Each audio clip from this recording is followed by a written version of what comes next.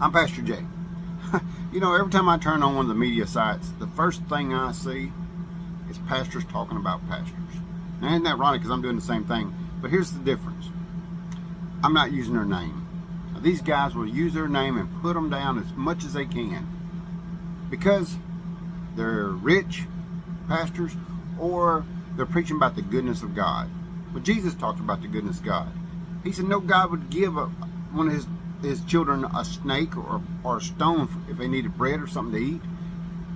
They would give them the goodness. God is good. God would never give you anything bad. Now, even these pastors, when they talk about, that you do have tribulations and stuff, but always remember that God is good and He's always there with you. That's what they preach.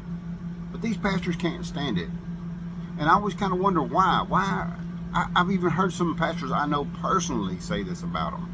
Well, they say he said this or he said that. Well, he said you're saved if you just say these lines or something like that.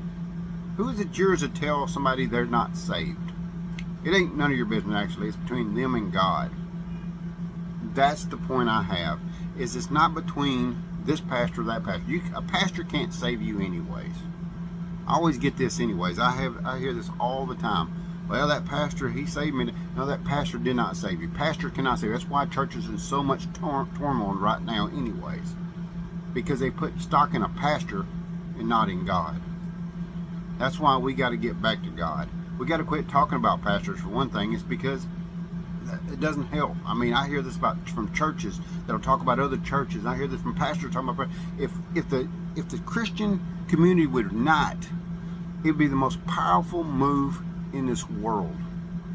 We can build more bridges than anything if we just come together instead of being divided every day. That's why I don't like these pastors. I don't care who they are. I don't like them because it's hurting us. It's hurting God's gospels because of jealousy, because of envy. I don't care what it is. We need to stop. You know, if you're a pastor out there, worry about your congregation. Worry about the people that you love.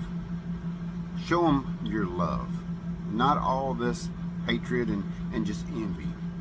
Let's come back to God.